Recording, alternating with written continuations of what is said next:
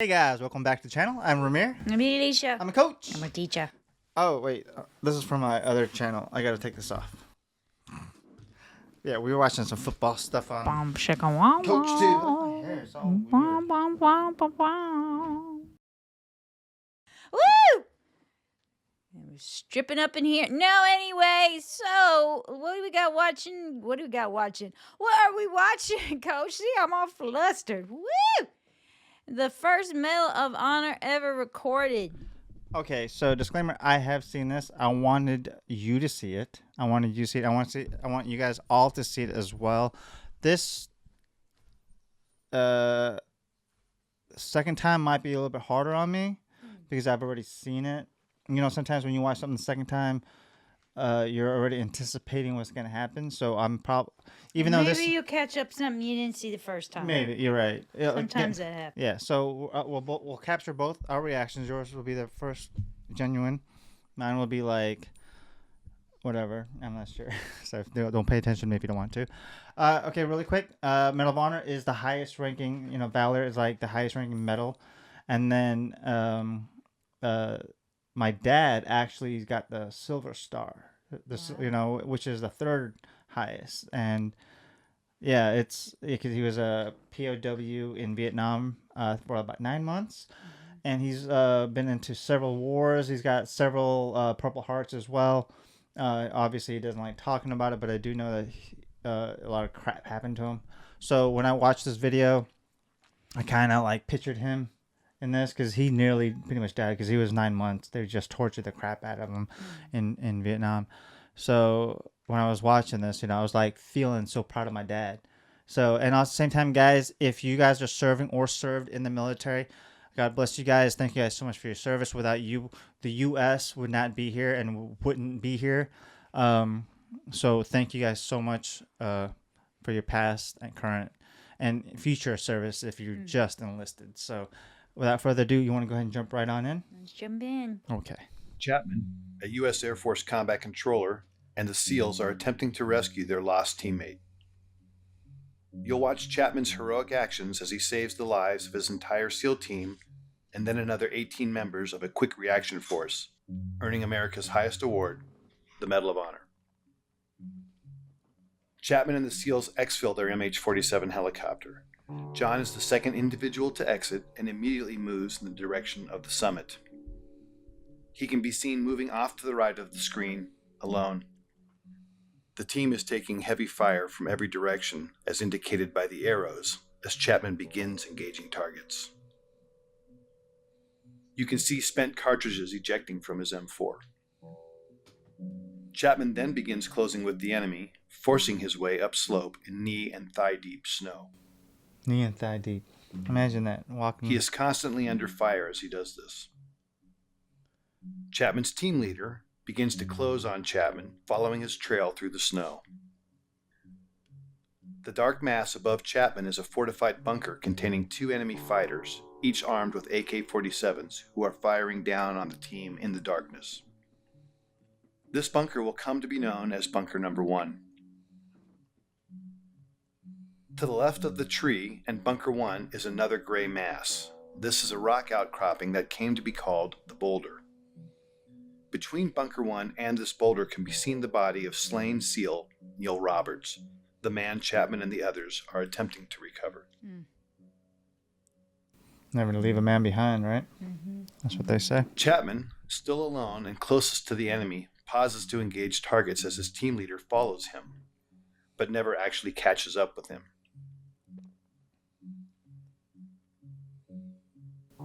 Just imagine they're all getting Chapman, shot at. on his own, right now now. makes the decision to charge directly into the enemy bunker, despite withering point-blank fire. Chapman, now literally on top of the enemy, engages the 2 combatants and kills them, saving the lives of the remaining SEALs. He does this from a distance of no more than 10 feet. These actions by themselves earned him his first Medal of Honor. He then climbs into and takes control of the bunker. Having cleared the immediate threat, Chapman is then joined by his team leader in Bunker 1. You can then see Chapman and his team leader engaging the next bunker, known as Bunker 2, which is situated to the left edge of the screen. This bunker, manned by a handful of Chechen and Uzbek fighters, also contains a heavy PKM machine gun, hand grenades, and rocket-propelled grenades.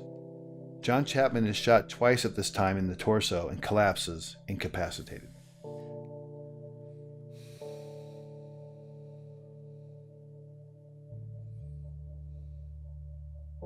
You are now looking at a new angle, and at the left of the screen can be seen the two-man fire team and team leader on top of the boulder.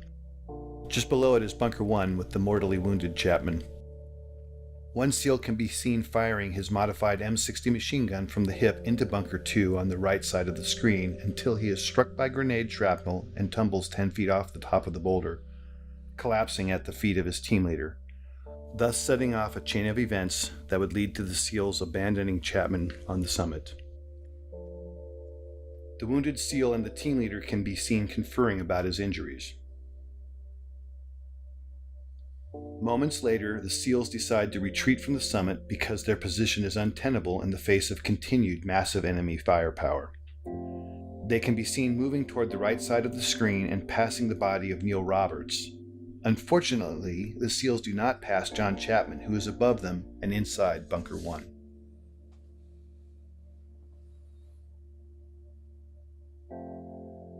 This angle shows 3 SEALs in a triangle.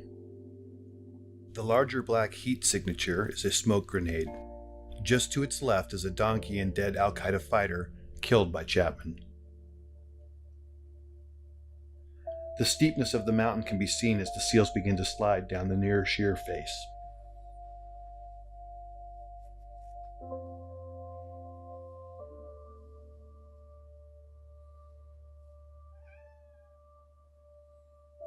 The team leader, desperate for relief and now with 2 wounded teammates, asks for uncontrolled airstrikes from an orbiting Air Force AC-130 gunship. So typically, an uncontrolled airstrike is basically this area. This is where you want you to bomb, right? Mm-hmm. So it's not precise. It's just they don't know exact locations. Just take care of this area, and the fact that they're not too far from that as well is just saying that it's going bad. Like, it's not going good for that team at all. They've just bombarded with enemies, and they just need some kind of help. So these guys, the SEALs left. Chapman there, they didn't know, they couldn't find him, they didn't see him, so they went past him. They don't know if he's alive or dead. So they said, hey, we need cover. We need it now. We're being overwhelmed. Mm-hmm. So it's just basically an uncontrolled. It means crap is going bad. The impacts you see are from 105mm howitzer rounds being fired onto the ridgetop in order to save the remaining SEALs. Because neither the SEALs nor gunship know Chapman is alive, he is experiencing these detonations from his position. At approximately 5:20 in the morning, Chapman recovers and begins to engage the enemy. Bunker 1 is on the right side center of the screen, and Bunker 2 to the left near the screen center. It will never be known what caused his incapacitation and recovery. Of the 2 rounds that originally wounded him, at least 1 was mortal, and at this time he is experiencing severe blood loss and shock. Despite that, he begins his one-man stand against 24 enemy combatants. During this time... What could you be... I'm sorry, I'm pausing, guys, but... You were passing out. You were shot in the torso twice. Is that right? And one's mortal. And while you're passed out, you're bleeding out. Right? It's hysterical. And then the fact that he wakes up, and then he's just now he's surrounded. Now he knows he's by himself. Nobody's around him. Mm-hmm. He just wakes up. All he hears is boom, boom, boom. Just bullets flying everywhere. And now he's just up shooting. I mean, what kind of a machine is this guy? This guy's a machine. Chapman initiates a series of radio calls, many of which are heard by a fellow combat controller and teammate of his and Delta Force operators on a nearby summit.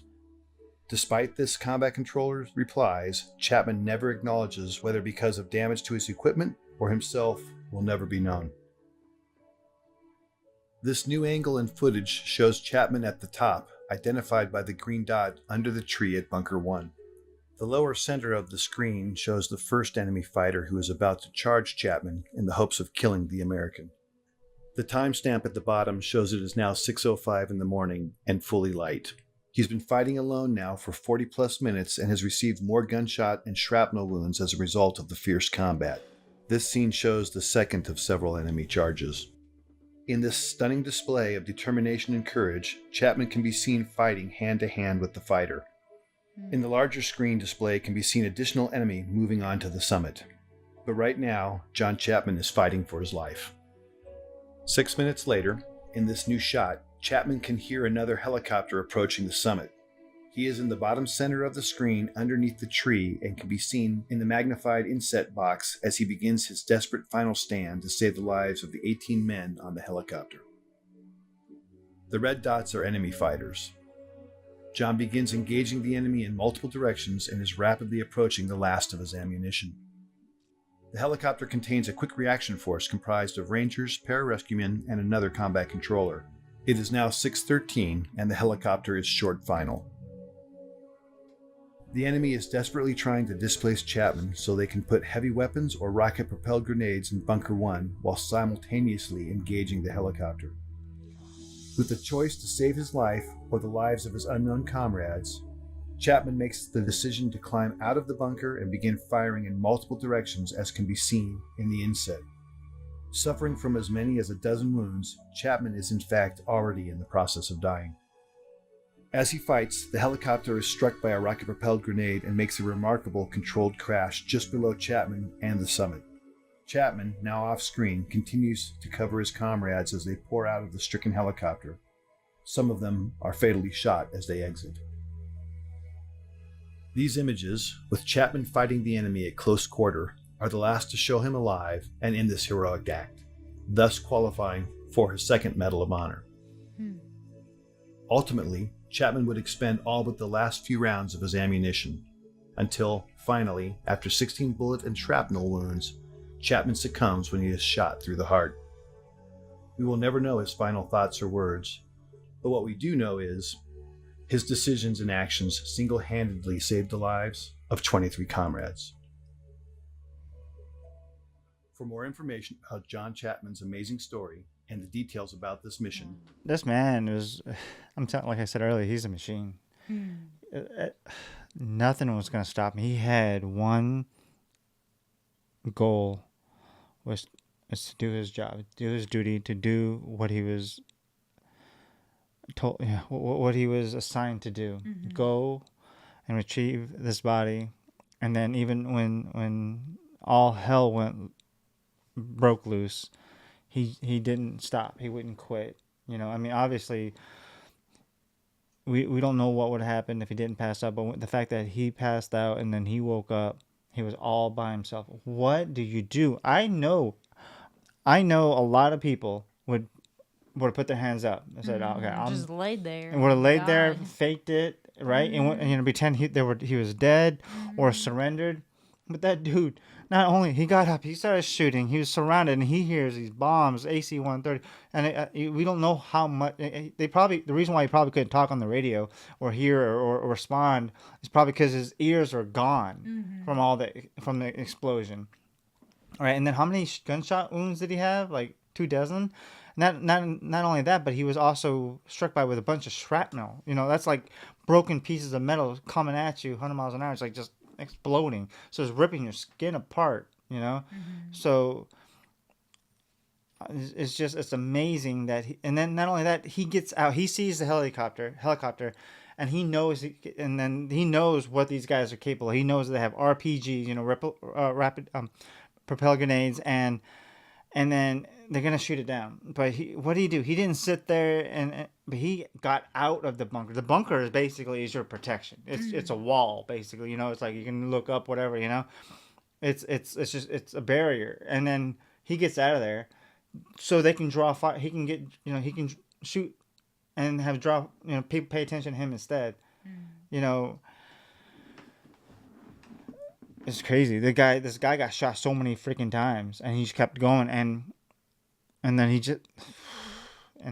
saved all these people. It's just amazing. Teach, what do you think about this John Chapman guy here? This hero. Gives you goosebumps. Goosebumps. Yeah. Yeah. To think that someone would be willing to sacrifice their life for other people like that. That's really a hero there. It took a bullet to the heart to stop this guy. Mm-hmm. Took a bullet to the heart. And just for speaking of John Chapman, if you know of any other heroic acts such as this that you like us to, watch and share with you, please put it in the comments below.